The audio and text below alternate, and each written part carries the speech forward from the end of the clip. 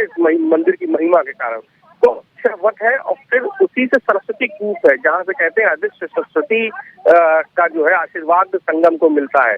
तो वो सरस्वती कूप तक जाएंगे, फिर वही जो कॉरिडोर है वो जब आगे आप सड़क पे आएंगे तो आपको सिर्फ सड़क पार करके ही वहीं से आपको अगला कॉरिडोर मिल जाएगा हनुमान मंदिर जाने का। ये 3 चीजें हैं जिसको संगम में स्नान करने के बाद हर श्रद्धालु, हर आस्थावान, हर सनातन धर्मी जिनका पूजन अर्चन करना चाहता है, जिनको निरीक्षण करना, जिनको देखना चाहता है, जिनको नमन करना चाहता है, तो ये तीनों जो प्रमुख स्थान है उनको जोड़ने के लिए कॉरिडोर बनाया। बिल्कुल उपेंद्र, आप हमारे साथ बने रहिए। एक तस्वीर आ रही है, जरा वो दर्शकों को बता दें, उसके बाद फिर से आपके पास लौटती हूं। देखिए, इस वक्त त्रिवेणी संगम पर पूजा अर्चना करते हुए प्रधानमंत्री नरेंद्र मोदी दिखाई दे रहे हैं, राज्यपाल आनंदीबेन पटेल हैं, मुख्यमंत्री आपको दिखाई दे रहे हैं योगी आदित्यनाथ, और यहाँ पर पूरे विधि विधान के साथ संगम की पूजा अर्चना करते प्रधानमंत्री दिखाई दे रहे हैं।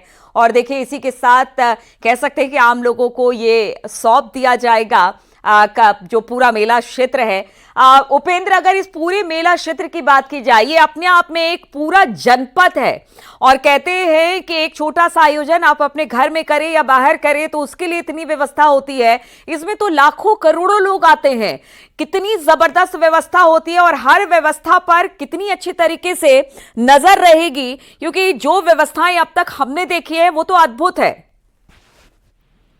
बिल्कुल, देखिए ये एक बड़ा, इसीलिए अब आज अगर जो संगम के लोग हैं जो प्रयाग आते हैं वो जानते हैं कि इसीलिए इसको केवल संगम नहीं कहा जाता है। जब ये स्नान होता है, कुंभ होता है, तो इसको महाकुंभ नगर कहा जाता है। यहाँ पर इसीलिए महाकुंभ नगर कहा जाता है। और एक नगर बसने में कितना समय लगता है, लेकिन आप सोचिए कि 2 महीने पहले से तैयारियां 3 महीने पहले शुरू होती हैं, 3 महीने में पूरा नगर बसाना, जिस नगर में जैसे आप किसी शहर में रहते हैं तो उस शहर में हॉस्पिटल होने चाहिए, उस शहर में रुकने की व्यवस्था होनी चाहिए, उस शहर में भोजन की व्यवस्था होनी चाहिए, उस शहर में परिवहन की व्यवस्था होनी चाहिए, तो वैसे ही पूरा ये नगर होता है।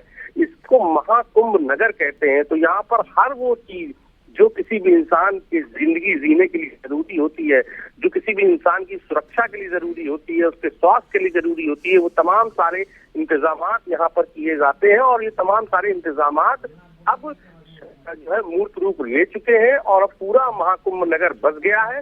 और आज प्रधानमंत्री उसका औपचारिक शुभारंभ कलश पूजन के साथ यहाँ पर करने जा रहे हैं। तो पूरी इस संगम तीरे ये महाकुंभ नगर बताया जाता है। और खास बात ये है कि जो अभी पूजन भी प्रधानमंत्री करेंगे वो भी वेद ज्ञाता 7 आचार्य पूजन कराएंगे। 20 मिनट तक पूजा के बाद पीएम मोदी गंगा, यमुना, अदृश्य सरस्वती की पावन त्रिवेणी की आरती भी उतारेंगे। तो ये खास बात है। अगर हम उसकी सुरक्षा की बात करें तो यहाँ पर पूरा कुंभ क्षेत्र अभेद सुरक्षा में है।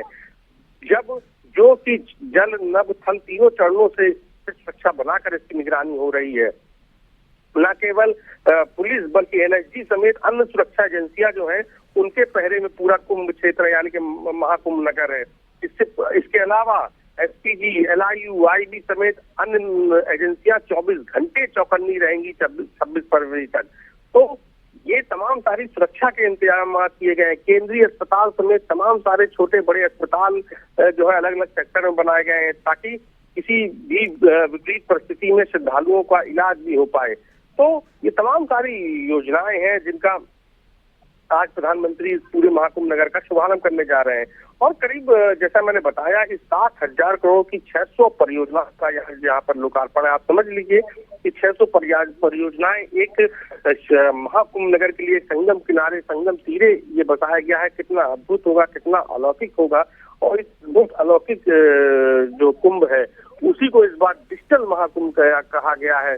न केवल कुंभ में बल्कि देखिए वो धार्मिक कहानियां जो हम बचपन से रामायण के रूप में पढ़ते आए हैं, वो धार्मिक किस्से जो हम अपने बुजुर्गों से सुनते आए हैं, आज मूर्त रूप ले रहे हैं। मैं एक एग्जाम्पल के तौर पर ये बताना चाहूंगा कि प्रधानमंत्री इसी मन से निषाद राज की और भगवान राम की गले मिलती जो प्रतिमा है 51 फीट की, उसका भी वर्चुअली उद्घाटन करेंगे। ये सिंगेरपुर धाम है जहां पर इसको खूबसूरत बनाया गया है। यही सिंगेरपुर धाम को मैंने अपनी आंखों से देखा है कि कच्चे घाट हुआ करते थे, मिट्टी के घाट हुआ करते थे, बाढ़ खत्म होने के बाद भी महीनों यहाँ पर मिट्टी के टीले हुआ करते थे, वहां तक पहुंचना मुश्किल होता था। मैंने इसको कई बार देखा है, लेकिन आज आप वहां देखिए, खूबसूरत पक्के घाट हैं, व्यवस्थित सीढ़ियां हैं, वहां तक पहुंचने के लिए चौड़ी सड़क है, जहां पर कई गाड़ियां, सैकड़ों गाड़ियां एक साथ पहुंच सकती हैं।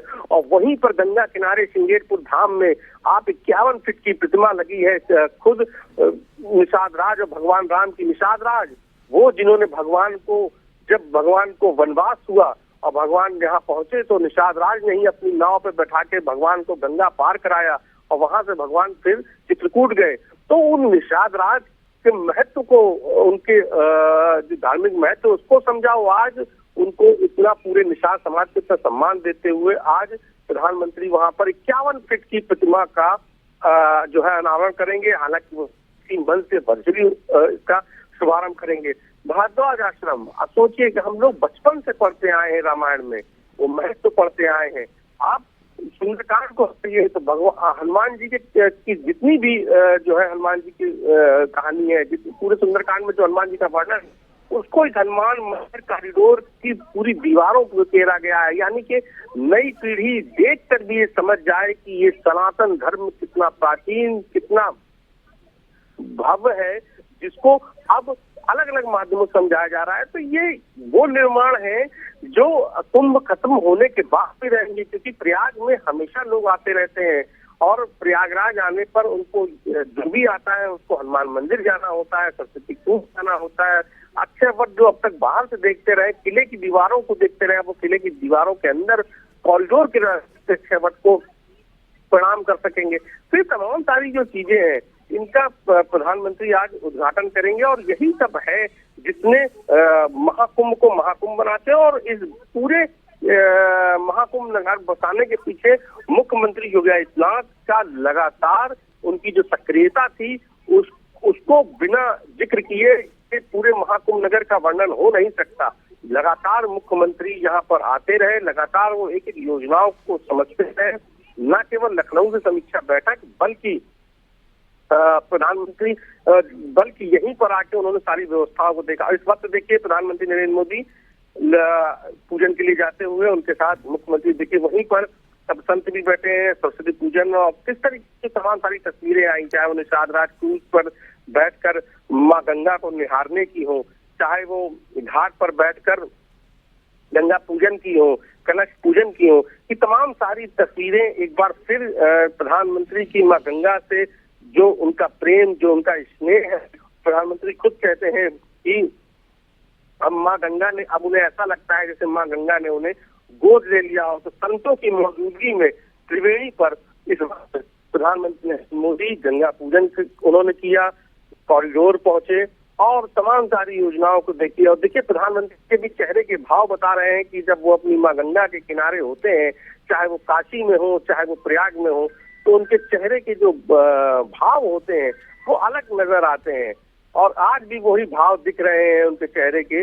और इस वक्त प्रधानमंत्री कॉरिडोर के अंदर है, अभी वो क्रूज से पहुंचे, घाटों को उन्होंने देखा, पूजन किया, उन्होंने आचार्यों ने उनका पूजन कराया, पहले स्वस्ति वाचन हुआ, उसके बाद जो है भगवान गणेश का पूजन किया और उसके बाद त्रिवेणी का पूजन किया और त्रिवेणी के पूजन के साथ कलश पूजन हुआ। और अब एक तरीके से जो धार्मिक परंपरा है उसके मुताबिक अब जो महाकुंभ है उसका शुभारंभ हो गया है। त्रिवेणी पूजन के साथ कलश पूजन के साथ जो है ये औपचारिक मान लिया जाता है कि अब कुंभ का शुभारंभ हो गया है। तो आज प्रधानमंत्री के भाव देखते ही बन रहे हैं और प्रधानमंत्री के भाव ये बता रहे हैं कि जो उन्होंने विजन लेकर लिया था महाकुंभ, डिजिटल महाकुंभ 2025 का, वो विजन साकार हुआ है, वो विजन के अनुरूप यहाँ पर काम हुआ है। और इस वक्त जो प्रधानमंत्री के भाव है बता रहे हैं और ये मुख्यमंत्री योगी आदित्यनाथ की मेहनत का नतीजा है कि सभी योजनाएं मूर्त रूप ले सकी और प्रधानमंत्री ने संगम में त्रिवेणी पर पूजन करने के साथ महाकुंभ 2025 का शुभारंभ कर दिया है। तो अभी फिलहाल अन्य अलग अलग जो कार्यक्रम है उसमें प्रधानमंत्री शामिल हो रहे हैं। तीनों कॉरिडोर प्रधानमंत्री पहुंचे हैं, दर्शन पूजन करेंगे, हनुमान जी का अक्षय वट का दर्शन किया है और अब यहीं से प्रधानमंत्री मंच पे पहुंचेंगे, जहां से प्रधानमंत्री सौगात के साथ संवाद करेंगे और संवाद के जरिए बताएंगे कि कुंभ के प्रति उनकी अपनी कृतज्ञता, कुंभ के प्रति सरकार क्या सोचती है, किस तरीके से सरकार ने इस पूरी योजना को मूर्त रूप दिया। ये तमाम सारी बातों का मन से प्रधानमंत्री नरेंद्र मोदी थोड़ी देर में जिक्र करेंगे, लेकिन उससे पहले प्रधानमंत्री वहीं